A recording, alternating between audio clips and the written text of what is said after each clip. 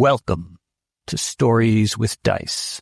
This is the Sword Campaign, a Pendragon actual play podcast using the 6th edition starter set from Chaosium. If you're enjoying our actual plays, please subscribe to Stories with Dice so you'll never miss an episode. Don't forget to rate and review us. It really helps others discover the podcast. Follow us on social media to stay updated, share your thoughts, and join the conversation. You'll find the relevant links in the description of each episode. Last time on the Sword Campaign, on a diplomatic mission to secure military aid from King Nim, King Leo de Grance, and Count Sanum, our Salisbury Knights only secured Leo de Grance's support and uncovered treachery in Count Sanum's court. With time running short, a mysterious woman offered them a way to reach the boy king with this news before it was too late. But though all three accepted the woman's offer, only Sir Ian and Sir Hystalwyn arrived at King Arthur's encampment to fight in the Battle of Pendragon, a battle that would claim the life of one of our knights. Okay. So we are back with the Sword Campaign, episode 11, I believe. We are joined as usual by Ed playing Sir Ian, perhaps Hello. for the last time. Make it stop. And Pete playing Sir Hystalwyn. Hi. And we are rejoined by the sexy Spanish person Tony playing Sir Caradoc. Hello. Hello. Okay, so let us begin. What happened to Sir Caradoc? We are about to find out. We open on Sir Caradoc, reaching down from his horse to take the strange woman's hand as he rides beneath an archway of ancient, gnarled trees. The air glitters around him like sunlight reflected on water, bending and shimmering with each step of his mount. The shimmering light falters, dimming as if a cloud has passed over the sun. A blur of shifting shadows and shapes moves in a dream-like haze. A woman's voice whispers, "What do you seek?" Then we hear the haunting caw of a raven. The camera sharpens, and a raven perched on a tree branch comes into focus. The banners of Count Robert and Uther Pendragon hang from the branch, swaying in a breeze. The camera lingers on the banners for a beat before pulling back, and we see Sir Caradoc astride his horse. Behind him, his squire glances nervously around them. They're in a clearing in a dark wood. Mist creeps along the ground. The woods are dense, a labyrinth of thick old growth and knotted roots. No paths are visible. In the distance, the toll of a church bell carries through the woods. The woman's voice whispers again, "What do you seek?" Is it daylight? It is daylight, yes. There is some sun slipping through the thick canopy overhead. I'm afraid, Owen, something happened to us. Aye, sir. And where is that voice coming from? Sorcery. Should have trusted her. Owen, look around. Just canvas and see if you can find a path nearby. I'll stay here and figure where we are. Yes, sir. He gets down off the horse, and he's looking around this clearing, trying to find a path, and he spends about maybe 10 or 15 minutes. It's not a very large clearing, and he comes back to tell you that he's found no way through. That he's afraid you'll have to hack your way through all the thick undergrowth to get through. But where are we? I don't know. I don't recognize this forest. Do you think the horse will be able to go through? If we lead them, perhaps. We will not be able to ride them. Very well. Lead the horses. I will take point. Sheath my sword. Did you hear also some bells? Or it wasn't me? No, I do. Yeah, they're still ringing. It's echoing all around. I don't know which direction it's coming from. And then that raven perched on that tree branch where those two banners, the one of Count Robert and the other of Uther Pendragon, that raven caws again, And then you hear that voice whispering again, almost like, a breeze through the leaves. What do you seek? To serve. To serve. That's what I seek. Whom do you serve? Robert. Count Robert. I'm the rightful king of this country. The stillness of the wood is broken by a sudden shift in the air, and branches start to creak and groan as a narrow path opens up in front of you and snakes forward. The path is like a tunnel of brambles and twisted branches. I'll go forward. You dismount, you take the reins of your horses, and you proceed down this path that has opened up before you. And the tolling of the church bell is growing louder, so you believe you're moving nearer to this sound. And at last, the oppressive canopy of the forest gives way, and you emerge into the pale light of an open field. Amesbury Abbey stands before you, its palisades framed by the setting sun. At the gates, you see Abbess Beatrice. Her face is solemn, her hands clasped before her. She raises her voice to greet you. Sir Ian is this way.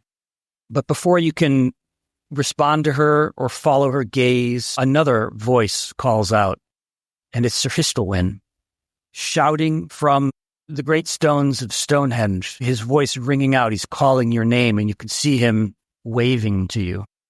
What is this sorcery? How did we arrive to this place? I look at Sir Hystalwyn. Is it him?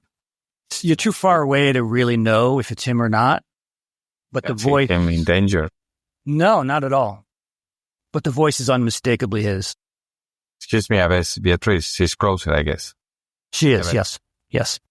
I must go to see my companion. Which one? Sir Hystalwyn. Okay. Could you mind waiting here? Were you waiting for me? We were. The gate will remain open for you. Sir Ian is this way. And then she walks in through the palisades toward the chapel. I'm torn here. I don't know at this moment, Sir Caradoc is very confused. He doesn't understand why Sir Ian, it's this way.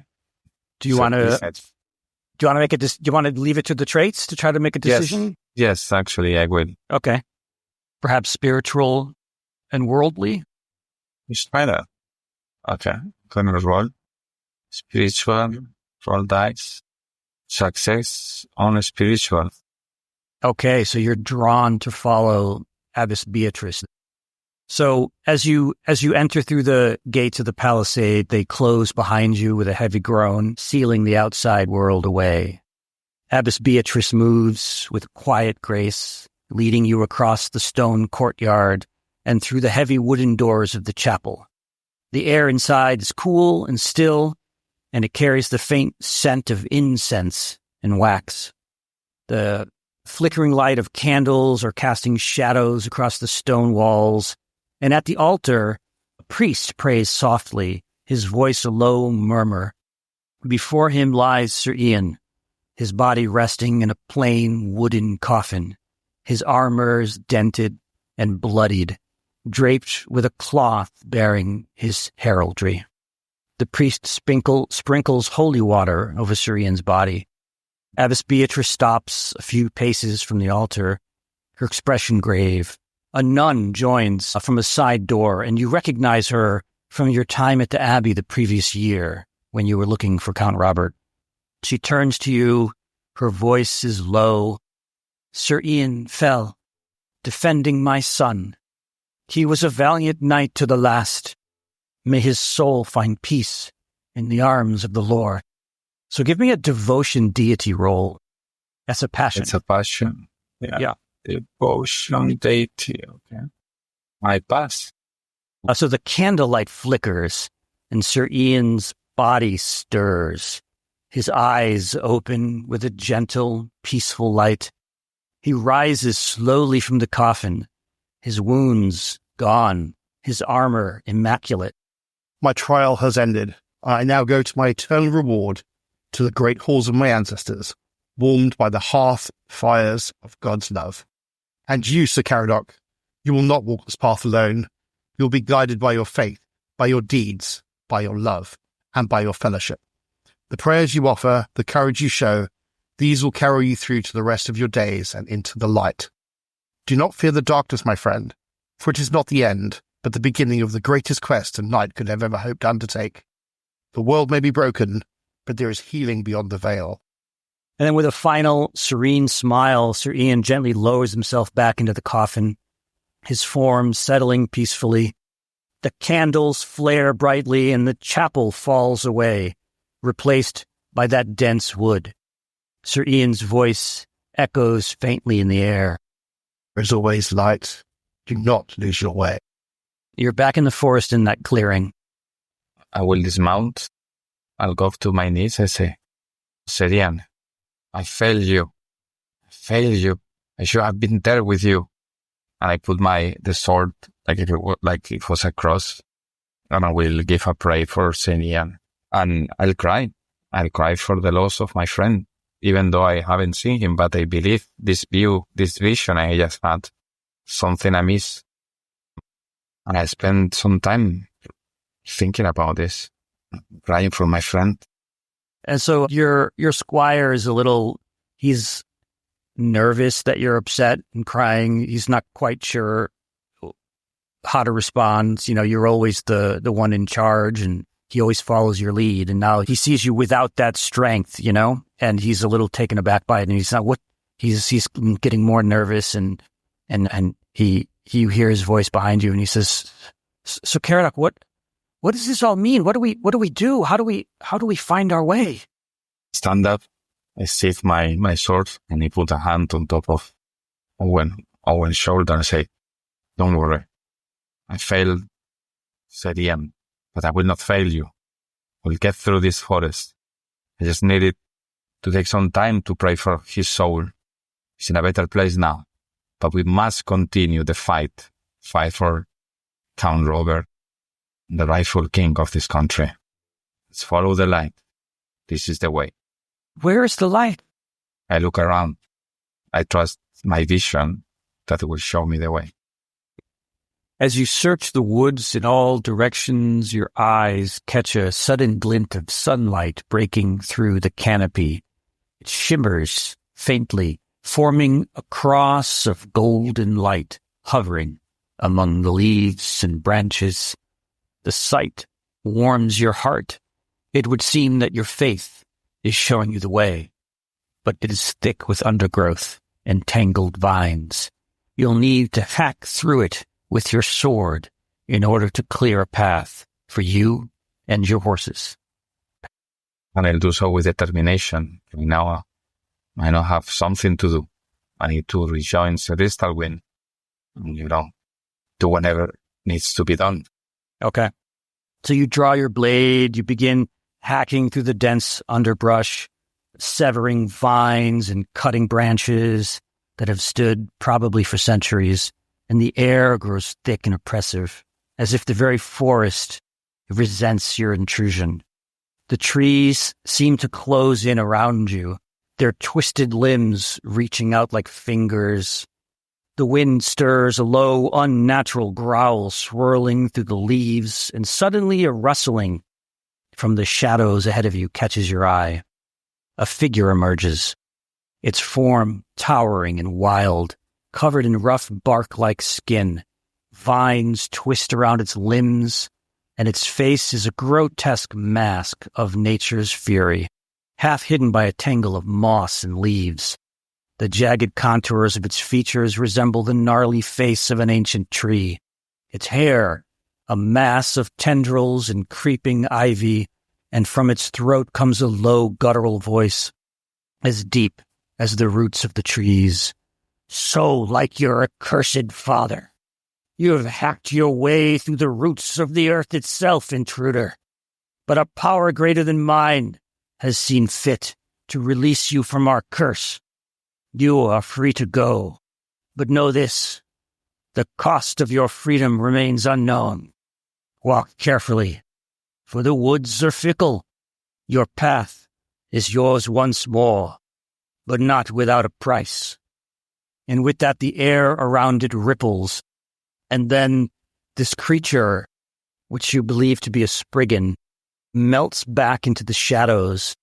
The oppressive weight of the forest begins to lift, and a path opens up before you once again. I say, Owen, it's gone. Path is clear. Okay, so you take the path again, and once more it leads you to Amesbury Abbey and Stonehenge. And this time there's no one at the gates of the palisades of Amesbury Abbey. It looks locked. And you see Sir Hystalwyn again, standing at the stones of Stonehenge, waving his arms at you and calling your name. This time I follow Hystalwyn. So you approach those massive stones, and that mist is drifting across the ground again, and the air fills with the sounds of battle, just like the last time you were here a year ago. The clash of swords, you hear cries of wounded men, yet there are no soldiers around you, there's no battle. And ahead of you, you can see yourself from the previous year, driven back in fear, and a monk comes to your aid, and you watch that monk lead you back to the abbey, and you don't even know what to make of this moment. You're like reliving a moment that happened to you earlier. Give me a valorous test.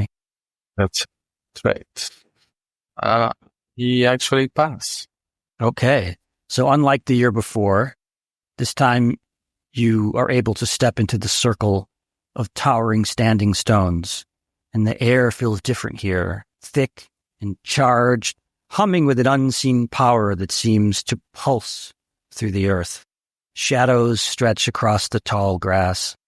In the center of the circle, Sir Hystalwyn kneels, his armor catching the light. Before him stands a young sapling, its slender trunk bent and trembling as it struggles to grow in the shadows of a vast ancient tree. The older tree's wide branches spread above, choking out the sunlight. And Sir Hystalwyn looks up at you as you approach. His voice is quiet, but resolute as he speaks. See the sapling before us? Merlin himself gave me and Sir Ian a sacred task. See that this sapling thrives in the future. It struggles now, cast in the shadow of what came before. But the old must give way to the new. What was broken must become whole again. I fear Sir Ian made the ultimate sacrifice in defending the future for this sapling. Best of us has gone and left us to continue this task on our own. Go to Sir Ian, say your farewells, and then return here. There is much for us to do.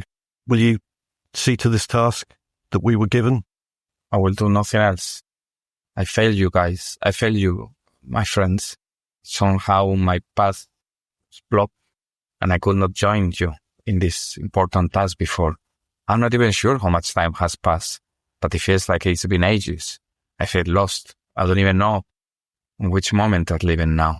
But I promise thee, I'll follow through. I'll do what Merlin says. And I promise that the sacrifice that Sir Ian did will not be in vain. I will give my life if necessary too. This I promise. And I take out my sword and I just put it up. Okay. So the air around you begins to shimmer. The sunlight grows brighter, warmer, until it becomes almost blinding.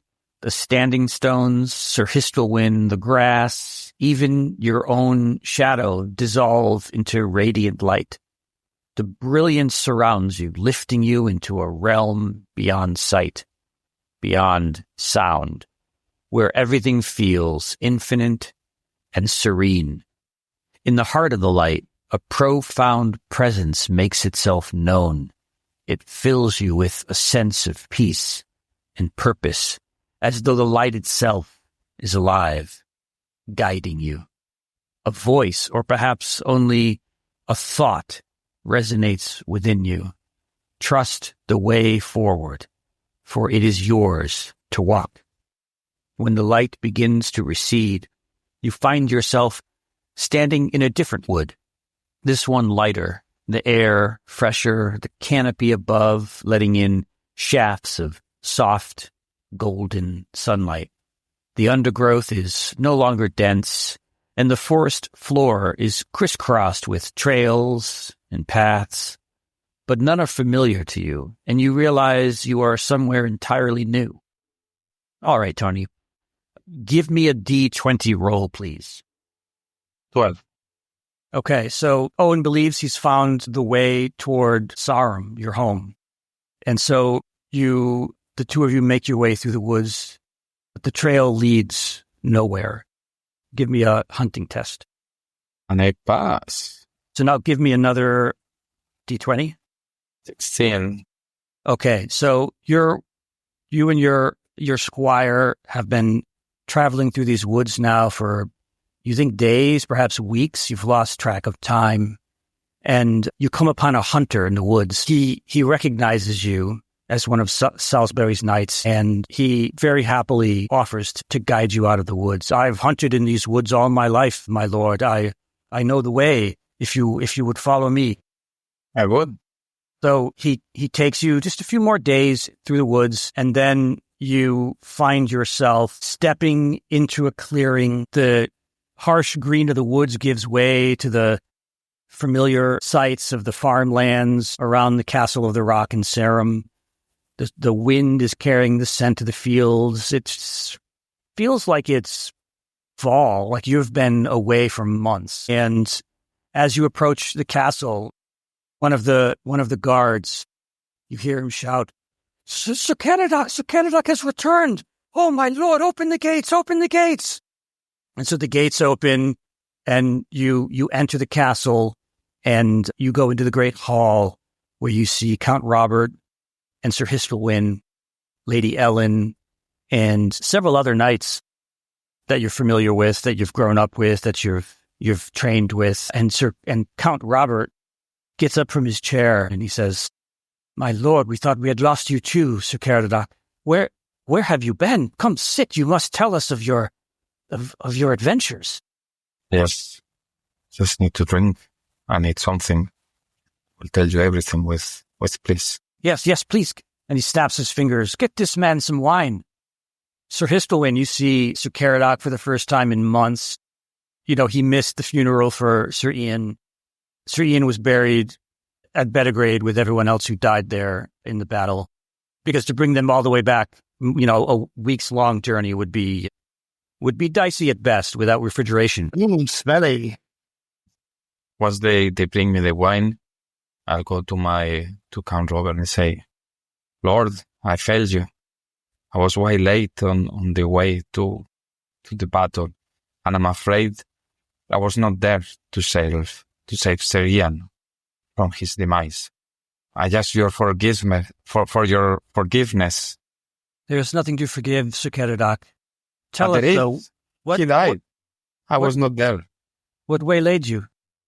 I'm afraid the course of my father, Sir Jorah, he was coursed a long time ago by Spriggan, but a faithful Spriggan that has put stones, vines, and anything since then in our way to make us fail when we are most needed. And I'm afraid this time put me away. For me it has been days, for you have been months. I don't even know where it was. Perhaps it was in another world, in the spiritual world, perhaps. I saw this happening. Sir Ian dead. Sir Hystalwyn asking for my help. And I could not be there.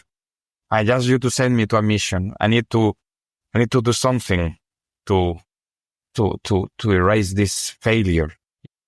I'm not a knight anymore. Do you not see, Sir Caradoc? Your companions, your friends, they reached out to you in wherever the Spriggan curse had sent you. You had a vision of them, and they helped you return to us. Do you not see this is not a failure? You are still a knight. I do hope so. I promise you. And I go to my knees. My fist on my heart.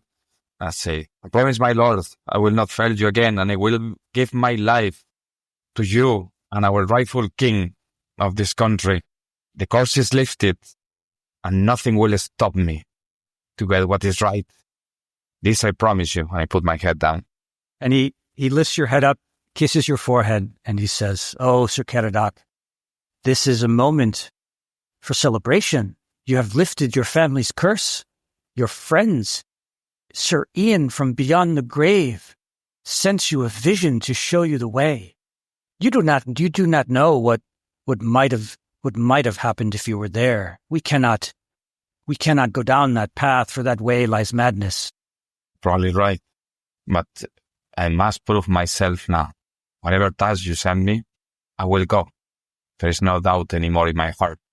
Very well. Sir Hystalwyn, is there anything you want to add to the scene here? I'll just look at the empty chair at the side of the hall and then step up to Sir Caradoc. "It's good to see you, friend. Don't know what would have happened if I'd have lost both of you." You showed me the light, showed me the way when I was lost in the forest, and the Spriggan had me in his vines, showed me the way. And I grab your shoulders, and I put my head against your head. "Brother, there is a destiny for us, and we will fulfill it together. But for now, let's celebrate the fact that we are still here." Let's celebrate the life of Sir Ian, what he did, how we enjoyed the time with him. I will get drunk tonight. Ed, we can also add Sir Nigel to the scene, get a little introduction to this new knight that's going to be joining us. Okay. We can say he's in the hall as well. Yeah, so Nigel trained with Sir Ian, so he is upset that Sir Ian has passed. But as is all things that happen in nature, whether it's through combat or just old age, these things happen. Sir Ian has gone back to the ground, and therefore it is just the cycle of things. So he's not sad, and he's obviously grateful that Sir Caradoc has arrived. So Nigel is in his was late 1920s. He is, what's he known for? He's kind of known as a sturdy knight. I mean, he's not the best at sort of the martial abilities, but he makes up for that in, I guess, his passions for supporting Count Robert, his duty to the people that stay, or his hospitality, I should say, in regards to sort of knightly duties. And if he's got 5 minutes of anyone's time, he's happy to have a conversation around why people are going to this Christian religion, when really they should just be following the old ways, because the old ways are the best ways. Otherwise, he is a relatively average-looking person, which he changes because he's got a very lovely beard, and that's sort of like, he seems to be finding that he always seems to be messing about with it. He's got this like beard comb that he plays with. I kind of get the sense that he looks a bit like a bit of a guy with a hair bun if he was probably in the 2020s. Yeah, man bun, huh? A man bun, indeed. He doesn't have one, but he would do if he could get away with it. Yeah, and he is followed around by Roger, his faithful squire. But he won't intrude on anyone's, the loss that are being shared with them, unless he is invited in. He'll take a respectful sort of like step or two away from everyone. Okay. So you spend the next couple of months in court, attending to your duties as household knights. Sir Caradoc, you spend some time at home. Your poor mother was bereft, thinking that you'd been lost. Your uncle, who's now also your stepfather, doesn't seem to be very happy that you're back. But everyone can give me a intrigue roll to see what, if anything at all, you learn while spending time at court. I think I've got intrigue for this. Yes, this character does actually indeed have got some points in it. So I needed an 8. I got an 18. So we'll carry on with that nonsense. Is intrigue what I need to roll? Yes. Okay, so the year 511 draws to a close, and your time at Count Robert's court has brought little in the way of fresh news or insight. The air is thick with the same weary complaints that have circulated for months now. The boy king was meant to bring change, after pulling the sword from the stone. Yet the realm remains mired in the same relentless cycle of war and more war. Twice Arthur marched an army against King Lot, and twice he's returned with little more than a trail of bloodied fields and the grim promise of further battles to come. Beyond this, you are bereft of fresh gossip or tidings, only the echoes of the same old frustrations. I spent some time with my recently wedded lady, that King Robert helped me. It was a double wedding, remember, with Sir Ian. It was, yes. No, yes. not Syrian. No, Sir Sir Hystalwyn. Sir Hystalwyn. Yes. Ah, Sir Hystalwyn. Yeah. Did we give her a name? I forget if we gave her a name. No, we did not. Wife number one. Okay. So yeah, Did I you- would probably spend Wife this number time one. trying to generate new knights. It's a winter phase that's coming up at some point, right? Yeah, I'm just preparing the way for the new knight. Yeah, so winter You phase know, is I need to coming up. Yeah. procreate and Yeah, okay, so what you're might come spending next. you're spending time with your wife, who is very happy that you're home and alive. She thought she had become a widow very quickly. Sir Hystalwyn, have we named your children? Yeah, it's Dylan and Clay. Dylan and Clay. Okay. Can't remember if we gave your wife a name or That's Keris.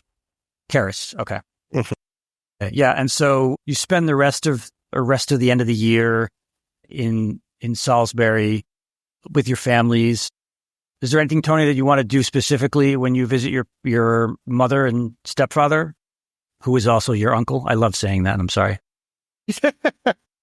No, not really. I mean, just let me see my passions.